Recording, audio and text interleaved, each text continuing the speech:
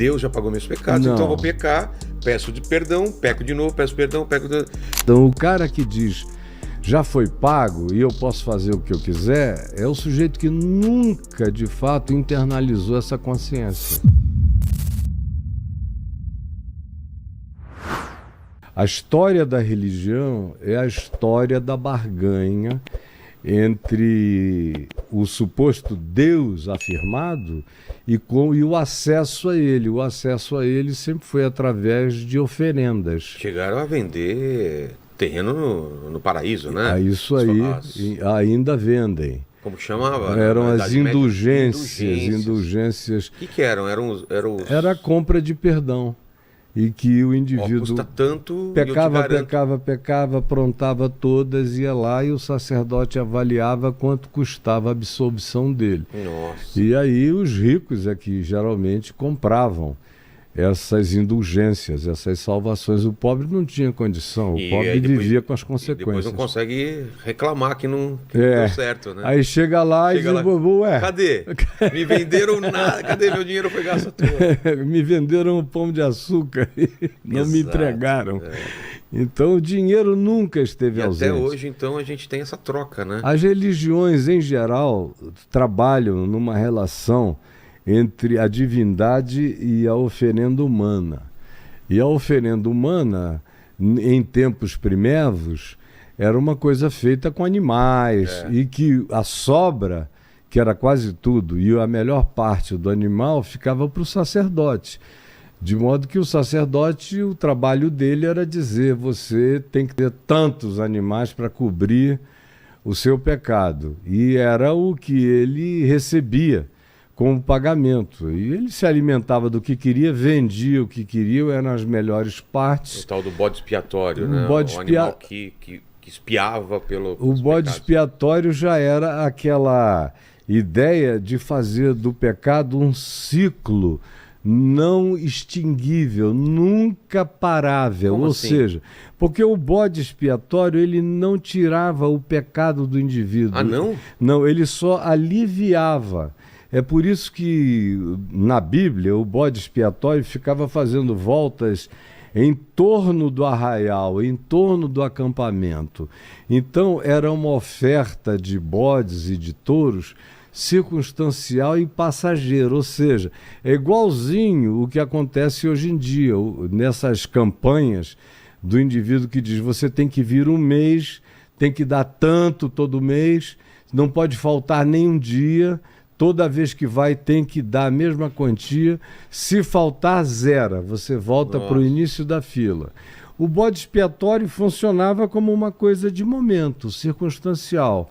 Ou seja, ele carregava a culpa imediata, mas não tirava a culpa do coração do culpado. Entendi. Era diferente de qualquer outra proposta de oferenda de graça, que era o arrependimento, era o cara que trazia o próprio coração quebrantado diante de Deus e que descia, como Jesus disse, justificado para sua casa. Nos sacrifícios não, você tem que ter data e repetição e recorrência. Por que o ser humano começou a negociar com esses seres superiores com sangue, com sacrifício animal? Por que ele teve esse entendimento em algum momento? Não estou falando nem do Deus único, né? Desde o começo. O Deus Sol, o Deus não sei o quê, sempre era sacrifício, né? No Deus único não era sacrifício humano, nunca foi. Mas os astecas, os maias, astecas e outros povos, os celtas e tantos outros de outras culturas, sacrifício humano até, fizeram isso. Agora, no contexto semítico ou do Velho Testamento, o que acontecia eram ofertas de bodes, ovelhas, carneiros, esses animais comestíveis, e o resto, a sobra, eles podiam fazer o que quisessem, alimentavam as famílias, mas também vendiam. Mas não havia, era proibido o sacrifício humano. No entanto, era algo de natureza circunstancial e eram perdões passageiros que precisavam ser renovados de tempo em tempo. É por isso que quando Jesus apareceu, já há muito tempo depois de terem iniciado esse sacrifício, Ele interrompe, né, esse processo. ele interrompe. Eu sou o Cordeiro, né? O João Batista primeiro diz: eis o Cordeiro de Deus que tira o pecado. E a palavra grega tira, tirou ontem, tira hoje, tira amanhã, tira para sempre. Ou seja, não precisa nunca mais repetir. Essa barganha momentânea. Foi feita de uma vez para sempre. A penúltima palavra que Jesus diz na cruz é está consumado. Exato. Que no grego é tetelestai, que era uma palavra usada para designar o que acontecia quando um preso cumpria todo o prazo da sua penalidade na cadeia e que era extinto e ele estava livre para sair. O oficial de justiça botava um papel na porta do presídio, da cela dele, escrito tetelestai, com a lista de todos os pecados pelos quais e crimes pelos quais ele tinha sido preso. E agora iam e botavam aquele selo, aquele imprimato está consumado. no diagonal, está pago. Olha só. Não tem mais dívida nenhuma, está livre. Eu nunca tinha visto, eu nunca tinha ouvido essa. Então, quando ele fala está consumado, tá pago. Tem uma lista de pecados, todos esses. Para trás, para hoje e para frente. Que lindo isso. E para frente. Os que ainda virão, não é só para trás. Jesus não cuida do teu passado, é também do teu presente e do teu futuro. Ou seja, é a abolição da culpa neurótica, perversa e adoecedora.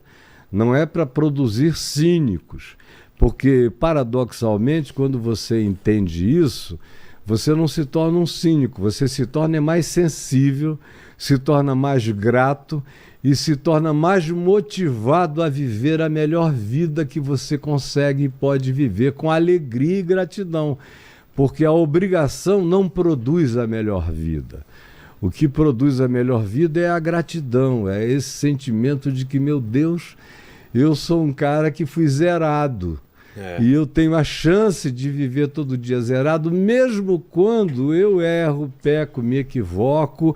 Eu sei, todavia, que com sinceridade de coração, se não houver dentro de mim a vontade da repetição recalcitrante do mesmo erro, que me tornaria um cínico, um canalha ou qualquer coisa assim, me adoeceria, quando não é esse o caso, você vive uma vida sem pecado. Você está falando o seguinte...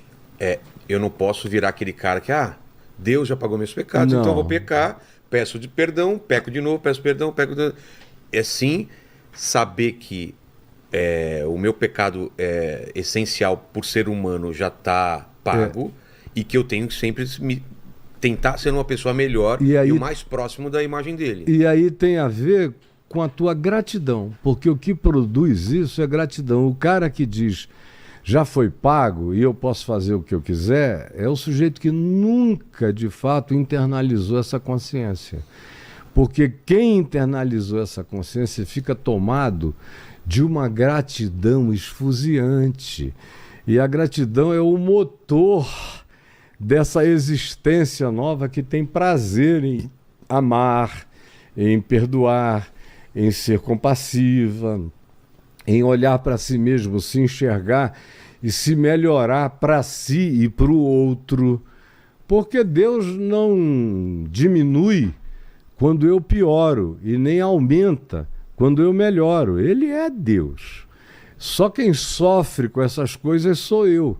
Então a primeira coisa que eu devo entender é que esse perdão não é para Deus me tratar de um determinado modo ou outro.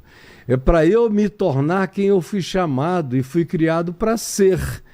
E é a partir desse motor da gratidão que eu evoluo e que a minha mente vai se moldando às novas compreensões e buscando coerência com aquilo que dentro de mim deixou de ser uma obrigação moral. Até porque o Evangelho não te impõe uma obrigação moral. Ele te ensina um caminho ético, um ethos, uma casinha para cobrir a tua vida. Esse é o significado de ethos. É te dar essa cobertura onde a vida seja possível e cada vez melhor. O evangelho não é moral, o moral vem de maioria.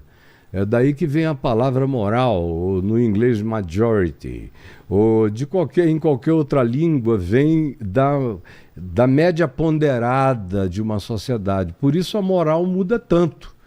Eu fui educado no século XIX, embora eu tenha nascido no meio do século XX. Mas eu cresci no Amazonas, em Manaus, a cultura era do século XIX.